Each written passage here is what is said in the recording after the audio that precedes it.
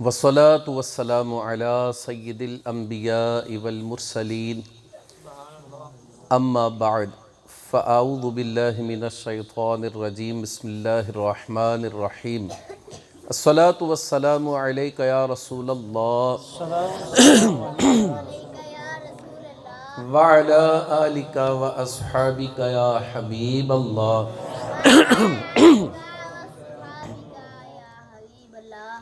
الصلاة والسلام علیک یا نبی اللہ وعلی آلک واصحابک یا نور اللہ نویت سنت الاعتکاف۔ جب بھی مسجد میں آئیں اعتکاف کی نیت کریں، فائدے بہت ہیں، عمل تھوڑا ہے ثواب زیادہ ہے۔ اعتکاف کی نیت کے ساتھ مسجد میں بیٹھیں گے، نفلی اعتکاف کا ثواب بھی ملے گا اور مسجد میں کھانے پینے، سونے، سحری، افطاری کرنے کی اجازت بھی ملے گی۔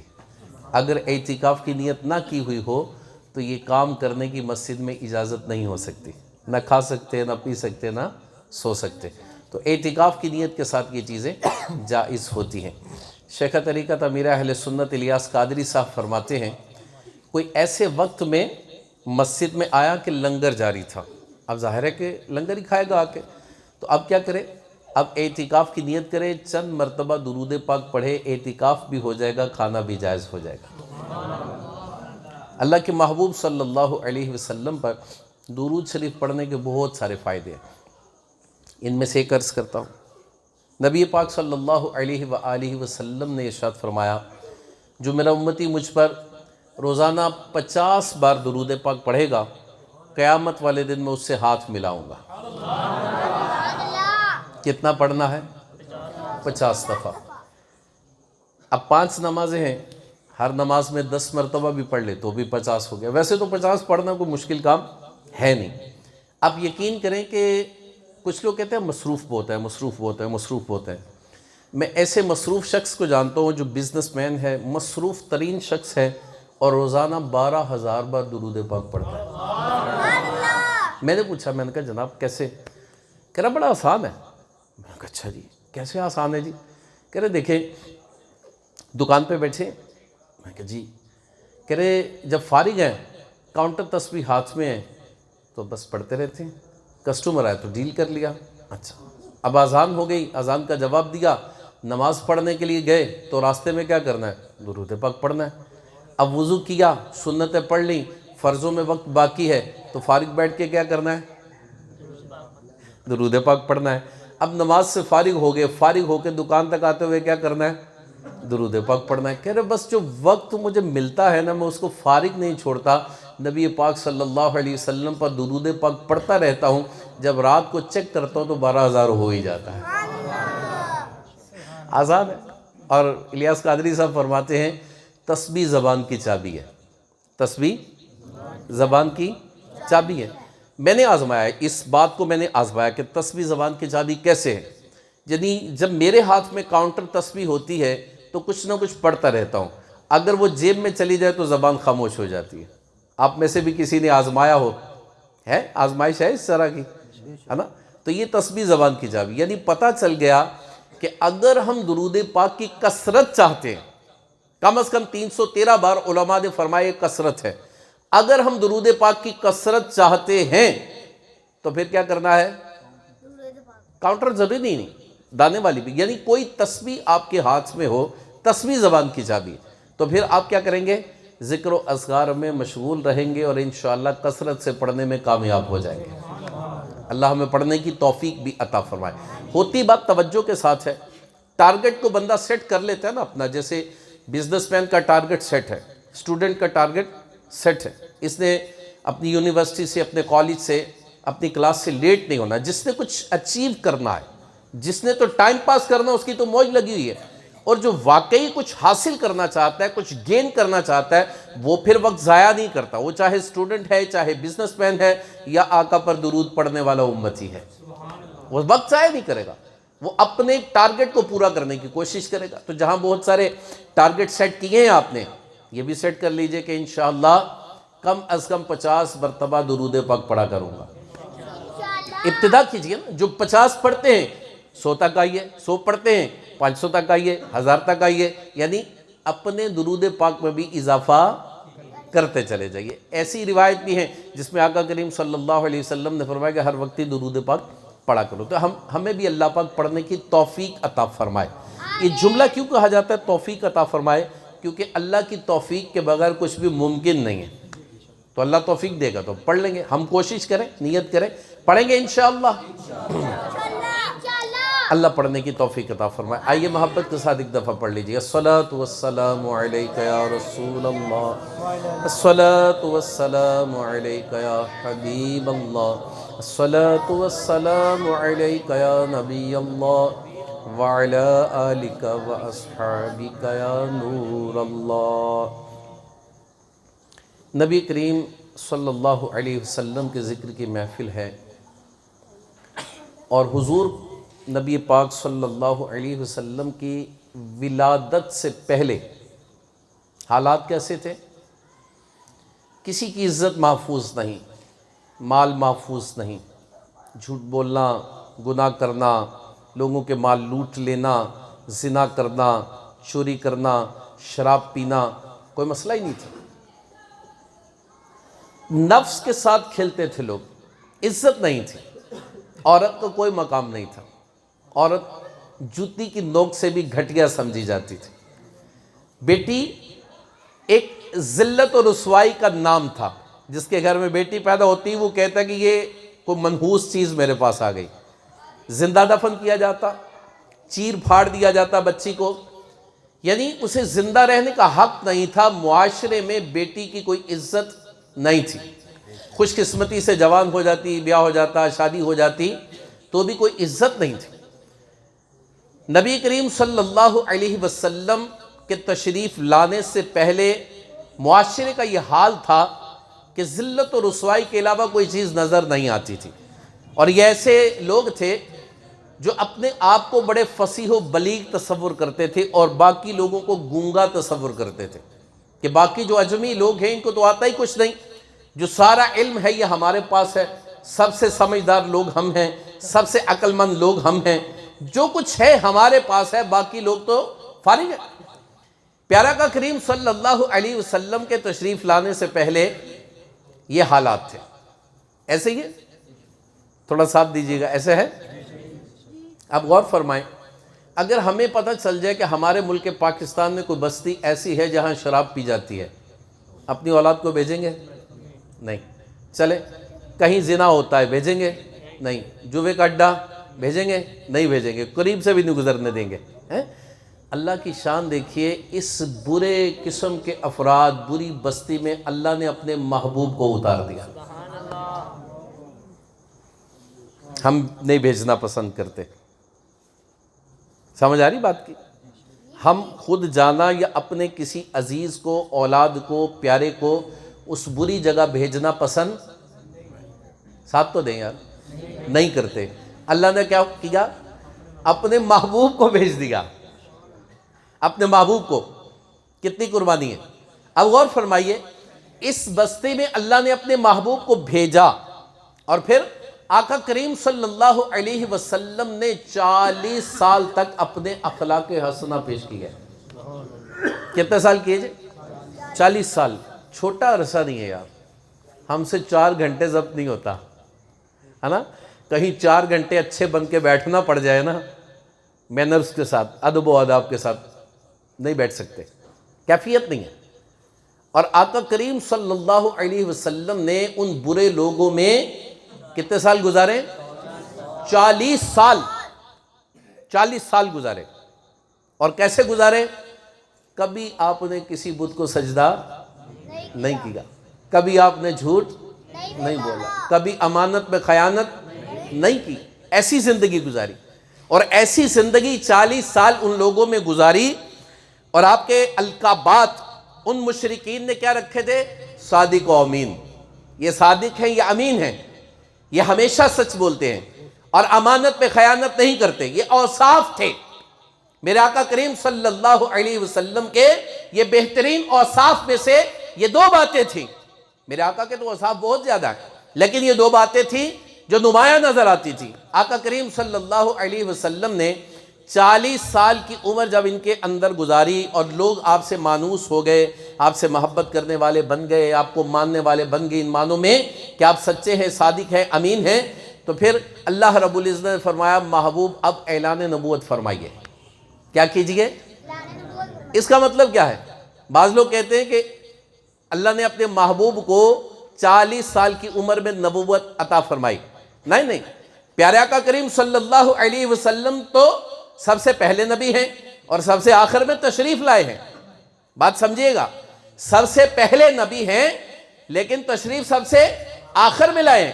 جب نبی کریم صلی اللہ علیہ وسلم سے سوال ہوا کہ حضور آپ کب سے نبی ہیں، تو میرے آقا صلی اللہ علیہ وسلم نے فرمایا کہ اس وقت آدم علیہ السلام روح اور مٹی کے درمیان تھے، میں تب بھی نبی تھا۔ آدم علیہ السلام کی تخلیق نہیں ہوئی، جد امجد کی تخلیق نہیں ہوئی، حضور اس وقت بھی نبی تھے۔ ایک اور بات سنیے، حضرت جبریل امین علیہ السلام نبی کریم صلی اللہ علیہ وسلم کی بارگاہ میں حاضر ہیں۔ میرے آقا صلی اللہ علیہ وسلم نے پوچھا اے جبریل تیری عمر کتنی ہے؟ کہا حضور عمر کا مجھے کچھ پتہ تو نہیں ہے، لیکن ایک بات یاد ہے کہ افق پر ایک ستارہ چمکتا تھا عرش پر، وہ 70,000 سال کے بعد ایک مرتبہ چمکتا تھا۔ میں نے اپنی زندگی میں اسے 72,000 مرتبہ دیکھا ہے۔ 70,000 سال کے بعد ایک دفعہ چمکتا تھا، میں نے اسے 72,000 مرتبہ دیکھا ہے۔ میرے آقا کریم صلی اللہ علیہ وسلم نے فرمایا جبریل جانتے وہ ستارہ کون تھا؟ عرض کی حضور نہیں جانتا۔ ارشاد فرمایا وہ میں ہی تو تھا۔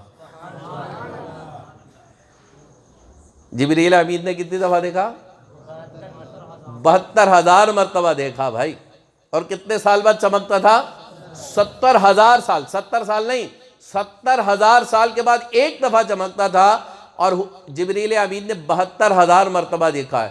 اب کیلکولیشن رات کو سوتے ہوئے کر لیجئے گا کہ حضور کب سے نبی ہیں۔ سمجھ آئی بات کی؟ تو اعلان نبوت فرمانے جا رہے ہیں۔ کیا کرنے جا رہے ہیں؟ اعلان نبوت۔ نبوت پہلے سے ملی ہوئی ہے۔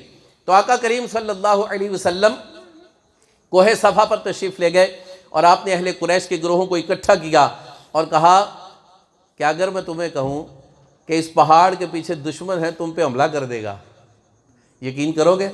سب نے کہا ہاں جی کریں گے یقین۔ کیوں یقین کریں گے بھائی؟ کیوں کریں گے؟ کیونکہ آپ نے ہمیشہ سچ بولا ہے، اس لیے ہم یقین کریں گے۔ آپ صادق ہیں، امین ہیں، آپ نے کبھی کوئی ایسی حرکت کی نہیں، کبھی کوئی آپ میں ہم نے عیب دیکھا ہی نہیں ہے۔ آپ جو کہتے ہیں وہ سچ کہتے ہیں، لہذا آپ کہیں گے دشمن ہے تو ہم مان لیں گے کہ پیچھے دشمن ہے۔ جب نبی کریم صلی اللہ علیہ وسلم نے سب سے یہ عہد و پیمان لے لیا تو پھر آقا کریم صلی اللہ علیہ وسلم نے فرمایا قولوا لا الہ الا اللہ تفلحوا، کہو اللہ ایک ہے فلاح پا جاؤ گے۔ اب یہ ایسا کڑوا سچ تھا جو سب کو ہضم نہیں ہوا، ایمان نہیں لائے سارے، حالانکہ سارے اس بات پہ یقین رکھتے تھے کہ یہ ہمیشہ سچ بولتے ہیں، کبھی جھوٹ بولا ہی نہیں انہوں نے۔ کفار و مشرکین یہ کہتے تھے آپ سچے ہیں، لیکن اس بات پر انہوں نے آپ کی تصدیق نہیں کی اور ایمان نہیں لائے۔ بہرکیف پیارے اسلامی بھائی، یہ تو تھا حضور نبی کریم صلی اللہ علیہ وسلم کے تشریف لانے سے پہلے کی کچھ جھلکیاں اور حضور کی زندگی کی کچھ جھلکیاں اور اعلان نبوت تک کا سلسلہ۔ باقی بہت سارے حالات و واقعات آپ نے سنے ہوئے ہیں۔ آج ہم اس واقعے سے کچھ درس حاصل کرنے کی کوشش کریں گے انشاءاللہ۔ دیکھیے میرے نبی کریم صلی اللہ علیہ وسلم کو سب سے پہلے تو اللہ نے داعی بنا کر ایک ایسی قوم میں بھیجا جن میں سارے گناہ پائے جاتے تھے۔ ایسا ہی ہے نا، آپ نے کتابیں پڑھی ہوں گی، مبلغین سے، علماء سے یہ سن رکھا ہوگا۔ ہمارا بچہ جانتا ہے کہ اس وقت عرب کے حالات کیسے تھے۔ اللہ نے کس جگہ بھیجا؟ بدترین قوم میں بھیجا، نیکی کی دعوت دینے کے لیے، ان کی اصلاح کے لیے۔ اور اسی طرح پچھلی امم سابقہ میں جو انبیاء کرام بھیجے گئے وہ بھی بدترین قوموں میں اسی طرح بھیجے گئے۔ تو اللہ نے اپنے محبوب کو بدترین قوم میں بھیجا کس کام کے لیے؟ نیکی کی دعوت کے لیے، ایمان لے آئیں۔ ٹھیک ہے، اب اس سے پہلے کہ حضور نیکی کی دعوت کا آغاز کریں، لوگوں کو کہیں کہ مسلمان ہو جائیے، اس سے پہلے حضور نے کیا کیا ہے؟ 40 سال تک اپنے کردار کو پیش کیا ہے۔ یہ دو باتیں سمجھیے گا ذرا، 40 سال کیا ہے؟ کردار کو پیش کیا ہے۔ آج ہم حضور کے امتی، حضور سے محبت کرنے والے، وہ کفار و مشرکین تھے لیکن اس بات کو مانتے تھے کہ حضور سچے ہیں، نبی کریم صلی اللہ علیہ وسلم کے ہم امتی ہیں، حضور صلی اللہ علیہ وسلم سے پیار کرتے ہیں۔ ہمارا کردار کیسا ہے؟ غور کیجئے ذرا۔ نعرے تو ہم بہت لگاتے ہیں، یقین کریں، اچھا نعرے لگانے بھی چاہیے، منع نہیں کر رہا، نعرے لگانے سے جذبہ آتا ہے، جوش بڑھتا ہے، عقیدت، ولولہ، یہ سارا کچھ ہوتا ہے۔ حضور نبی کریم صلی اللہ علیہ وسلم کے بھی دور میں نعرے ہوتے تھے، صحابہ جنگ کے لیے جاتے تھے تو نعرے لگاتے تھے، نعرے لگانے میں حرج نہیں، لیکن خالی نعرے لگانا اور عمل کی طرف نہیں آنا، یہ ذرا کمزور بات ہے۔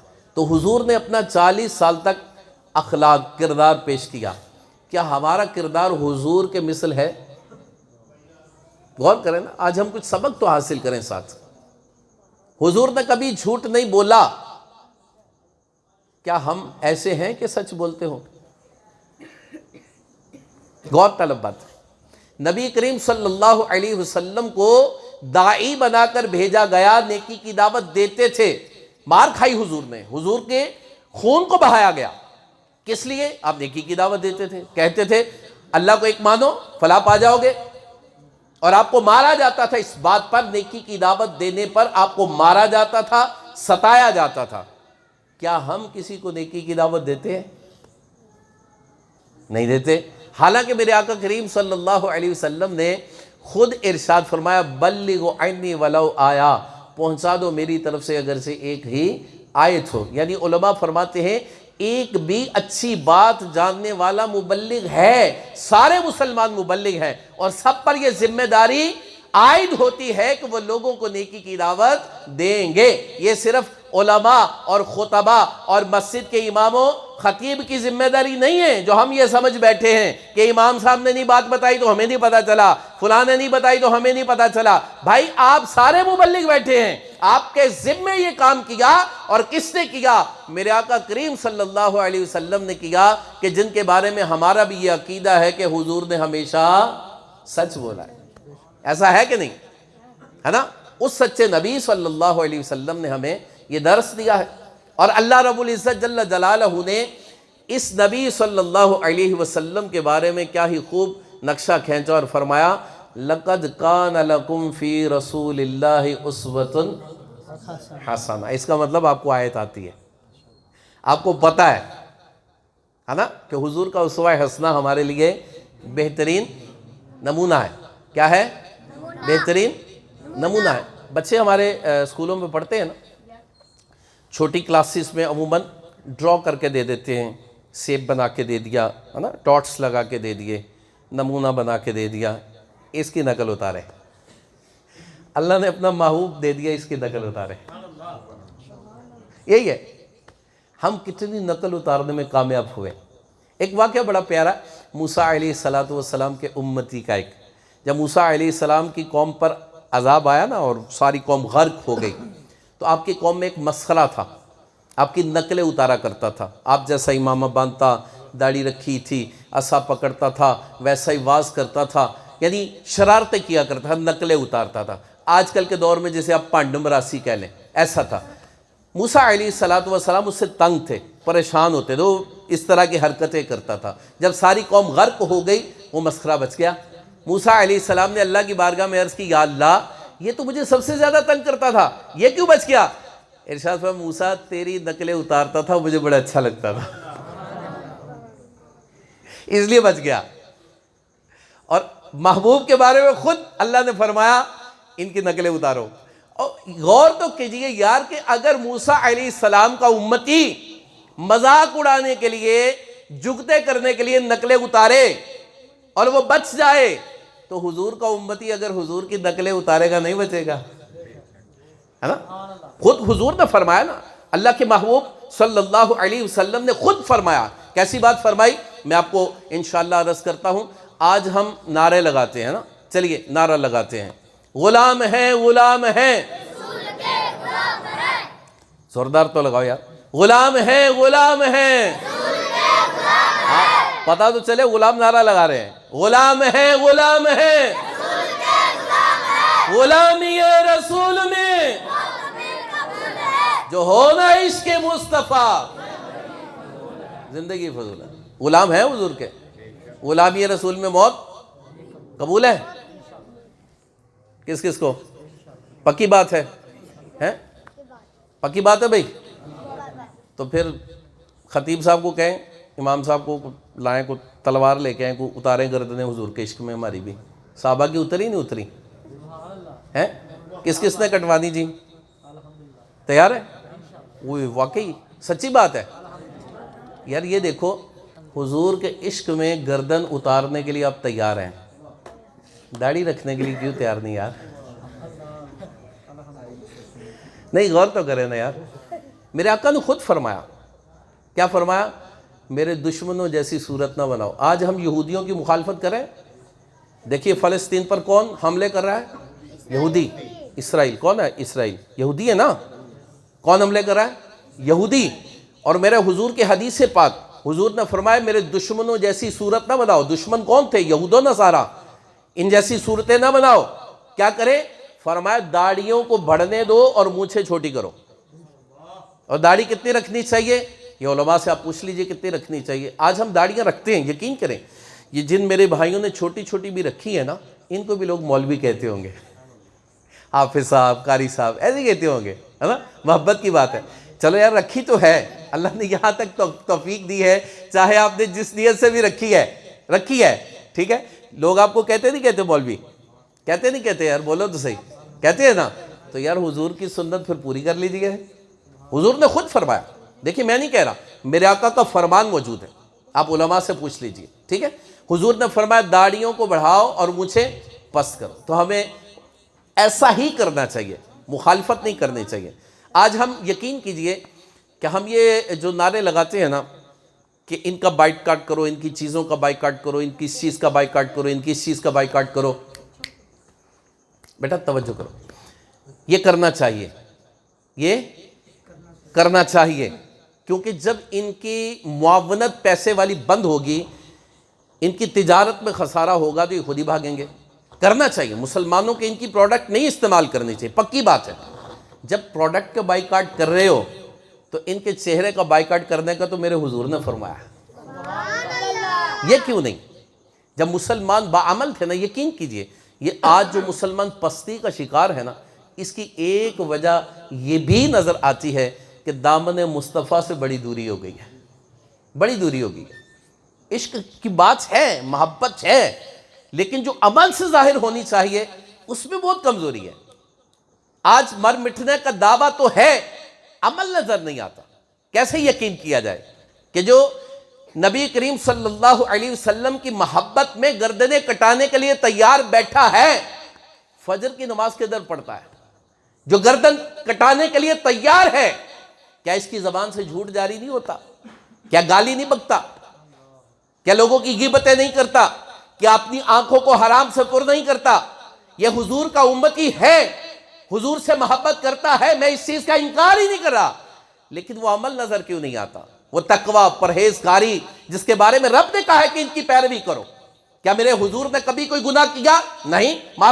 معصوم ہوتا وہ ہے جو گناہ کر سکتا ہی نہیں۔ انبیاء رسول جو ہے یہ معصوم ہوتے ہیں۔ بچوں کو بھی ہم کہتے ہیں بچے معصوم نہیں ہوتے، بچوں کی شرارتیں ہوتی ہیں، گناہ بھی ہو جاتے ہیں، لیکن صرف انبیاء رسول جو ہے یہ معصوم ہوتے ہیں، یہ مادر ذات معصوم ہوتے ہیں، ان سے گناہ ہو سکتا ہی نہیں۔ معصوم کا مطلب یہ ہوتا ہے۔ تو ہم اپنے آقا صلی اللہ علیہ وسلم کے صدقے، آپ کے اخلاق حسنہ کے صدقے کیا ہم خود کو چینج نہیں کریں گے؟ کیا ہمیں خود کو سنوارنا نہیں چاہیے؟ یقین کیجئے کہ بسا اوقات کہا جاتا ہے نہیں یار اپنے آپ کو سنواریے۔ میرے شیخ طریقت نے بڑا پیارا ہمیں مدنی مقصد دیا ہے کہ مجھے اپنی اور ساری دنیا کے لوگوں کی اصلاح کی کوشش کرنی ہے۔ اپنی اصلاح سے غفلت نہیں ہے۔ بندہ اپنی ماں کی گود سے لے کر قبر کی گود تک اپنی اصلاح کے کام کرتا رہتا ہے، سیکھتا رہتا ہے، علم سیکھتا رہتا ہے، لیکن کبھی غفلت کے شکار نہیں ہونا چاہیے۔ جب یہ سارے کام انسان کے ذمے ہیں، کرنے ہیں، تو پھر ہم آگے کیوں نہیں بڑھتے؟ اور آگے بڑھنا کیا ہے؟ اپنے آپ کو تبدیل کرنا۔ یقین کیجئے جب کسی کو کہا جاتا ہے، سمجھایا جاتا ہے کہ یار یہ انداز درست نہیں، اپنے آپ کو انداز کو درست کرو نا یار، تو لوگ پتہ کیا کہتے ہیں بعض اوقات، اسی انج دے ہی ہیں جی، غصے کرنے والے. اچھا جی، بعض اوقات یہ باہر بہت ملنسار لوگ نظر آئیں گے، یقین کریں، ایسے مسکرائیں گے، لوگوں کے ساتھ جفیاں ڈالیں گے، ہیں بوتلیں پلائیں گے، ملنسار پیسہ خرچ کریں گے، اور گھر جا کے یہ شیر ببر بن جائیں گے، دھاڑیں گے گھر جا کے، ہیں غصہ کریں گے، بچوں پہ دھاڑیں گے، بیوی بچوں پہ دھاڑیں گے، اپنے ماں باپ کے ساتھ غصہ کریں گے. کیوں بھائی؟ کرے اسی ایسے ہی ہیں. تو بھائی کیوں ایسے ہو؟ بدلو اپنے آپ کو. کیوں ایسے ہو؟ کیا آپ کو ایسا ہونا چاہیے؟ جی اگر آپ ایسے ہیں تو اللہ تو فرماتا ہے میرے محبوب کی پیروی کرو، تو محبوب تو ایسے تھے ہی نہیں. سمجھ آ رہی؟ محبوب ایسے نہیں تھے، اللہ کے محبوب ایسے نہیں تھے. جن کی محبت میں آپ نے گردنیں کٹانے کے لیے ہاتھ کھڑے کیے وہ ایسے نہیں تھے. اگر آپ ایسے ہیں تو میرا سوال ہے کیوں ایسے ہیں؟ اپنے آپ کو چینج کیجئے، معاشرے کا بہترین فرد بنیے. جب ہم معاشرے کا بہترین فرد بنیں گے، حضور کی سنتوں پہ عمل کریں گے، حضور سے محبت کا اظہار کریں گے، تو پھر کیا ہوگا؟ معاشرے میں تبدیلی آئے گی، بہتری آئے گی الحمدللہ. اور الیاس قادری صاحب فرماتے ہیں ہم لوگوں کی اصلاح کے لیے نا زیادہ کوشش کر رہے ہیں، بندہ ٹھیک نہیں، یہ ٹھیک نہیں، یہ ٹھیک نہیں، یہ ٹھیک نہیں، ٹھیک ہے. لوگوں کے لیے ہم جج بنے ہوتے ہیں، فیصلے سنائی جا رہی ہے، یہ ٹھیک نہیں، یہ ٹھیک نہیں، یہ ٹھیک نہیں. اور یہ 3 انگلیاں اس طرف بھی کچھ اشارہ کر رہی ہیں کہ 3 گنا تو یہ بھی ٹھیک نہیں ہے، اس کو بھی ٹھیک ہونے کی حاجت باقی ہے. تو مجھے اپنی اور ساری دنیا کے لوگوں کی اصلاح کی کوشش کرنی ہے، کوشش جاری رکھنی ہے. اپنی اصلاح سے غافل ہونا ہی نہیں ہے. اور جب اپنی اصلاح سے غافل ہوئے تو یہ دن ہمیں دنیا نے دکھا دی. یقین کیجئے جب تک مسلمان باعمل تھے، رعب، دبدبا، کسی کی جرت نہیں تھی مسلمان کی طرف آنکھ اٹھا کے دیکھتے. یقین کیجئے کیوں؟ مسلمانوں نے وہ طریقے اپنائے ہوئے تھے جو حضور سے سیکھے تھے، اور پھر انہوں نے اغیار کے طریقے اپنا لیے اور سنت مصطفیٰ سے دور ہو گئے، دامن مصطفیٰ سے دور ہو گئے. طریقے کون سے اپنا لیے؟ پاجی بزنس سے جھوٹ نہ بولو تو چلتا ہی نہیں. اچھا جی، میرے آقا نے تو فرمایا کہ جھوٹ بول کے سودا بک جاتا ہے، برکت ختم ہو جاتی. تو برکت کہاں سے تلاش کرو گے؟ میرے آقا صلی اللہ علیہ وسلم نے دھوکہ دینے والے کو منع فرمایا کہ یہ جہنم میں جانے والا کام ہے. آپ تشریف لائے، گندم کا ڈھیر تھا اور خشک گندم تھی، اوپر آپ نے جب ہاتھ ڈالا تو اس میں تری محسوس ہوئی. فرمایا یہ کیا ہے؟ کہا حضور وہ رات کو ذرا بارش ہو گئی تھی نا تو میں نے خشک گندم ڈال دی. کہا تو یہ تو دھوکہ ہے. آج کیا ہوتا ہے؟ ایسا ہوتا نہیں ہوتا؟ مرچوں میں ملاوٹ، ہلدی میں ملاوٹ، پھل لینے چلے جائیں وہ دھوکے سے کچھ نہ کچھ کر کے دے گا. ایک ریڑھی والے کو میں نے کہا بھائی یہ کیا کرتے ہو یار؟ کہتا پاجی سانو بھی انجی ملتا، اسی بھی انجی دینے. میں نے کہا آپ کے ساتھ صحیح ہوا غلط ہوا ہے؟ کہہ رہے دھوکا ہے میرے نام. تو میں کہا آپ کیا کر رہے ہو؟ دھوکا کھا رہے ہیں، دھوکا دے رہے ہیں. کیا یہ صحیح ہے؟ نہیں صحیح. تو پھر صحیح کریں نا یار. صحیح ہوگا کیسے؟ صحیح اسی وقت ہوگا جب ہم دامن مصطفیٰ کو تھام لیں گے. دامن مصطفیٰ کو تھام لیں گے. اور دامن مصطفیٰ کو تھام کے کیا پتہ چلے گا؟ میرے حضور نے کبھی جھوٹ بولا ہی نہیں. تو آج یہاں جو اتنے بھی عاشقان رسول یہاں بیٹھے ہیں وہ پھر یہ نیت لے کے اٹھے کہ جناب جو مرضی ہو جائے، گردن کٹانے کی نیت تو کر ہی لی ہے، گردن کٹتی تو کٹ جائے، آج سے حضور کا یہ امتی جھوٹ نہیں بولے گا. بنتی ہے نیت؟ بنتی ہے؟ بڑا اوکھا کام دے دیا میں نے آپ کو. یقین کریں بہت اوکھا ہے. کیوں؟ کیونکہ ہمارے ارد گرد ہے ہی یہی ہے. نہ چاہتے ہوئے بھی ہم جھوٹ بولتے ہیں، اور جب سے یہ ڈیوائس ہمارے ہاتھوں میں آ گئی ہے نا ہم زیادہ جھوٹے ہو گئے، وعدہ خلاف ہو گئے. یقین کریں بدقسمتی ہے. میں مسکرا کے اس لیے آپ کو اٹریکٹ کر رہا ہوں تاکہ ہم بات کو اچھی طرح سے سمجھ سکیں، ورنہ تو رونا چاہیے ہمیں اس باتوں پہ. میں لاہور جا رہا تھا، ٹھوکر کے قریب پہنچا تو ایک بندے کو کال آئی. اچھا ساتھ والے کو کال آیا، آپ کو کچھ نہ کچھ سمجھ آئے گی کہ نہیں کیا بات کر رہا ہے؟ آئے گی نا. اس کو کال آئی، کہنے لگے جی کدھر؟ کہہ رہے میں ملتان. بندہ کدھر؟ ٹھوکر. میں کیا اتنا جھوٹ، وعدہ خلافیاں. پیسے لے لیے کسی سے، اب وعدہ خلافی، امانت میں خیانت، تال مٹول.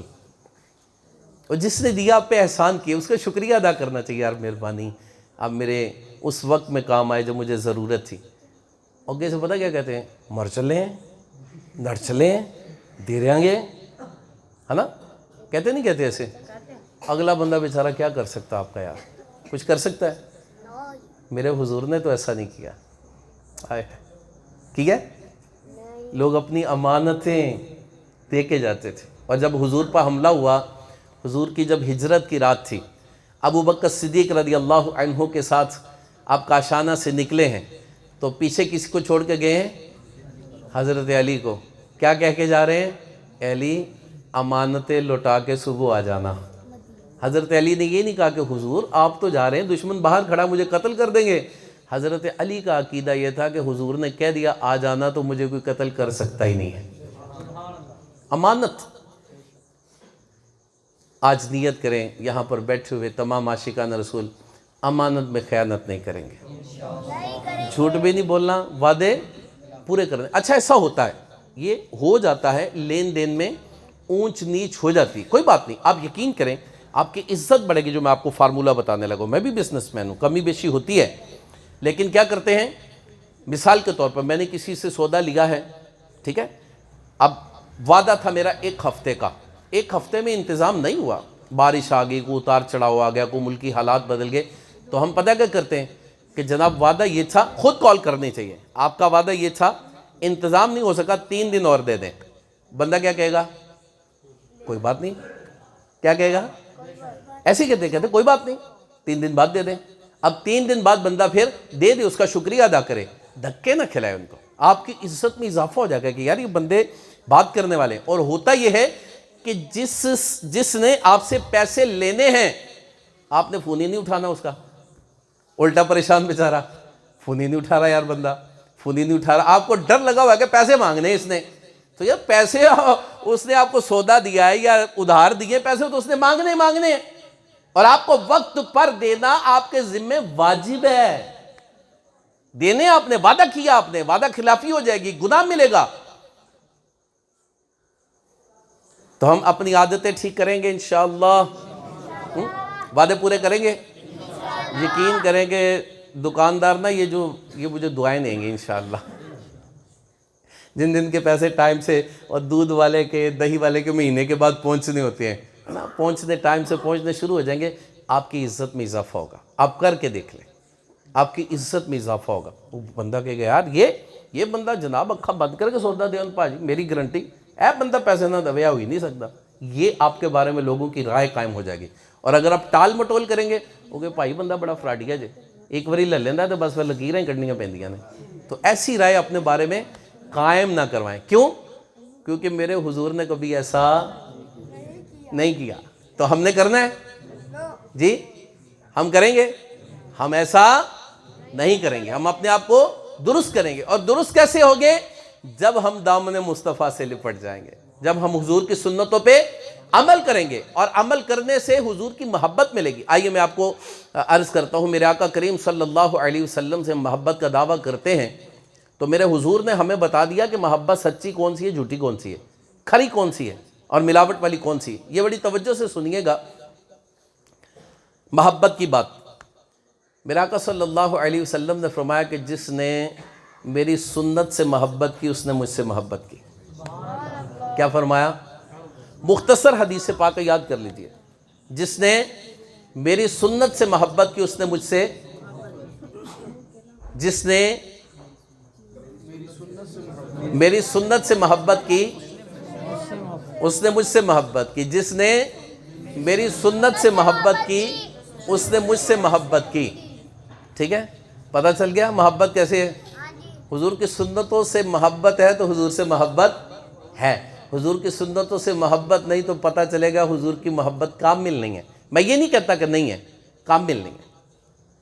محبت تو یہ ہے کہ بندے کا جینا مرنا حضور کی سنتوں کے ساتھ، کھانا پینا سونا جاگنا. یقین کریں مزے کو مزہ آ جاتا ہے. کبھی غور تو کریں نا کہ حضور نبی کریم صلی اللہ علیہ وسلم کھانا کیسے کھاتے ہوں گے. کبھی اس انداز سے کھا کے تو دیکھو، 3 انگلیوں سے، دایاں گھٹنا کھڑا کر کے بایاں بچھا کے چھوٹے چھوٹے لقمے محبت کے ساتھ ذرا کھا کے تو دیکھو. لطف نہ آئے تو کہنا. تصور باندھ کے میرے حضور سوتے کیسے ہوں گے، کبھی ایسا سو کے تو دیکھو. کھلے آنکھ صلی علی کہتے کہتے، میں سو جاؤں یا مصطفیٰ کہتے کہتے، کھلے آنکھ صلی علی کہتے کہتے۔ کیا عجب کہ ہم اس انداز سے سوئیں کہ میرے حضور ایسے سویا کرتے تھے، حضور خواب میں تشریف لے آئے، دیوانے میری ادا کو ادا کر رہا ہے، یہ لے میرا دیدار ہی کر لے۔ نہیں ہو سکتا، ہوئے جاگتی آنکھوں سے عاشقان رسول نے دیدار کیے۔ تو ہم اپنے عشق کو بڑھائیں تو صحیح، لو لگائیں تو صحیح، طلب پیدا تو کریں۔ اعلیٰ حضرت کہتے ہیں للہ وہ سن لیں گے، فریاد کو پہنچیں گے، اتنا بھی تو ہو کوئی آہ کرے دل سے نہیں پکارتے۔ بادشاہ اورنگزیب کا واقعہ کتابوں میں لکھا ہے، کہتے ہیں کہ یہ خواجہ معین الدین چشتی اجمیری رحمۃ اللہ تعالی علیہ کے مزار پر گیا، یہ بھی عاشقان رسول تھے۔ یہ مزار پر گیا تو اس نے دیکھا کہ ایک شخص ہے، اس کی آنکھیں نہیں ہیں، وہ کہہ رہا ہے یا اللہ آنکھیں دے دے، یا اللہ آنکھیں دے دے، یا اللہ آنکھیں دے دے۔ تو یہ بادشاہ اس کے پاس گیا اور کہنے لگا کہ تیری آنکھیں نہیں ہیں؟ کہا نہیں، میں اندھا ہوں۔ کہا کب سے اندھا؟ اتنا سال ہو گئے۔ اور یہاں کب سے مانگ رہا ہے؟ کہا اتنے عرصے سے مانگ رہا ہوں، آنکھیں نہیں ملیں؟ کہہ رہے نہیں۔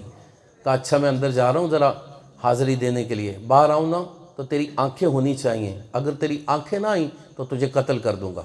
اب لگی اس کو، بادشاہ نے کہہ دیا اب قتل ہو جاؤں گا۔ اب لگا یا اللہ دے دے، یا اللہ دے دے، اپنے ولی کے صدقے دے دے۔ اب گڑ گڑایا تو اللہ کو بھی ترس آئے اور اسے آنکھیں عطا فرما دی۔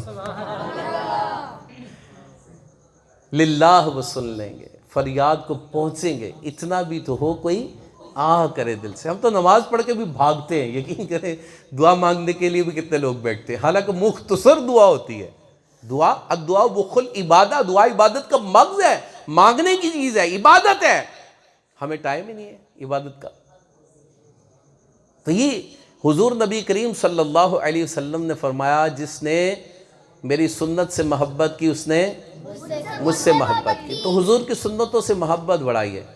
ذرا پوچھئے کہ حضور کا چہرہ مبارک کیسا تھا، حضور کی زلفیں کیسی تھی، حضور چلتے کیسے تھے، ادھر ادھر نہیں آنکھیں بٹکاتے پھرتے تھے، نہ نگاہیں جھکا کے۔ حضور کا چلنا ہی کمال تھا، جس طرف اٹھ گئی دم میں دم آ گیا، اس نگاہ عنایت پہ لاکھوں سلام۔ میرے حضور کی ادائیں ہی نرالی تھی۔ تو حضور جیسے کھاتے تھے ہم بھی کھائیں، حضور جیسے چلتے تھے ہم بھی چلیں، حضور جیسا پیتے تھے ہم بھی پئیں، حضور جیسا سوتے تھے ہم بھی سوئیں، حضور جیسا بولتے تھے ہم بھی بولیں، حضور جیسا کلام کرتے تھے ہم بھی کریں، حضور کی ہر ادا کو اپنانے کی کوشش کریں۔ حضور کی سنتیں ہیں، اور یہ وہی آیت کریمہ کے تحت لَقَدْ كَانَ لَكُمْ فِي رَسُولِ اللَّهِ أُسْوَةٌ، حضور کو اسوہ حسنہ پر عمل کرنا۔ تو حضور نے فرمایا جس نے میری سنت سے محبت کی اس نے مجھ سے، تو پتہ کیا چلا کہ جو سنتوں پہ عمل نہیں کر رہا اس کی محبت ذرا کمزور ہے۔ پکی کرنی اب انشاءاللہ، آپ محبت پکی کریں حضور کے ساتھ۔ یقین کریں مسلمانوں کی طرف کوئی انگلی اٹھا کے نہیں دیکھ سکتا، نظر اٹھا کے نہیں دے سکتا، کسی کی جرت ہی نہیں ہے، کسی کی مائی کے لال میں اتنا دم خم ہی نہیں ہے کہ باعمل مسلمان کی طرف انگلی نظر اٹھا کے دیکھ جائے۔ یہ جو کمزوریاں ہیں نا، یہ ہمارے اس وجہ سے، دامن مصطفیٰ سے دوری کی وجہ سے۔ اب غور کیجئے کہ جب صحابہ اکرام اپنی جانیں قربان کر دیا کرتے تھے حضور کے نام پر، تو کیوں کر دیا کرتے تھے؟ اللہ کو دیکھا تھا انہوں نے؟ نہیں دیکھا۔ کس کو دیکھا تھا؟ اللہ کے محبوب کو دیکھا تھا۔ تو بس اس چہرہ اقدس کو دیکھ کے جانیں قربان کرنے کے لیے تیار ہو جاتے تھے۔ تو آج ہم اگر ان کے چہرے کے مطابق چہرہ بنائیں، ان کی سنتوں پہ عمل کریں تو فائدہ پتہ کیا ہوگا؟ اب سنیے، میرے حضور نے فرمایا جس نے میری سنت سے محبت کی اس نے مجھ سے محبت کی۔ اب سنتوں پر عمل کرنے کی نیت اب کر چکے تو آگے سنیے، میرے حضور نے فرمایا کہ جس نے مجھ سے محبت کی وہ جنت میں میرے ساتھ ہوگا۔ یعنی سنت مصطفیٰ پر عمل کرنے والا حضور کے ساتھ جنت میں جائے گا انشاءاللہ۔ تو سنتوں پہ عمل کریں گے انشاءاللہ، با اخلاق با کردار مسلمان بن جائے، انشاءاللہ معاشرہ درست ہوگا۔ اور کسی کو درست کرنے سے پہلے کس کو درست کرنا ہے؟ اس کو درست کرنا ہے، اپنے آپ کو، اپنی اصلاح کی کوشش کرنی، اور جو سیکھیں وہ بتائیں ضرور دوسروں کو، لیکن سمجھانے کا انداز دھیما ہو، نرم ہو، نہیں کہ وہ غصہ کر کے تو اگلے بندے کو اور نظام خراب کر دیں۔ اپنے نظام کے ساتھ، محبت کے ساتھ اس کو سمجھائیں، انشاءاللہ لوگ سمجھیں گے، لوگ مانتے ہیں، لوگ سمجھتے ہیں۔ ایسا نہیں کہ لوگ نہیں سمجھتے، لوگ سمجھتے اور ماننے کے لیے تیار ہوتے۔ تو اپنے آپ کو اپنی اصلاح کے لیے دعوت اسلامی کے مدنی قافلوں میں سفر کیجئے۔ ہفتہ وار اجتماع دعوت اسلامی کا شاید ابھی بھی اسی مسجد میں ہوتا ہے، تو اس میں شرکت کیا کریں جمعرات کو. اسی طرح مدنی چینل پر مدنی مذاکرے امیر اہل سنت الیاس قادری صاحب فرماتے ہیں, اس میں شرکت کیا کریں, علم دین حاصل کریں. اور جو سیکھیں نا, ہم سیکھتے ہیں عمل نہیں کرتے, گریجولی آہستہ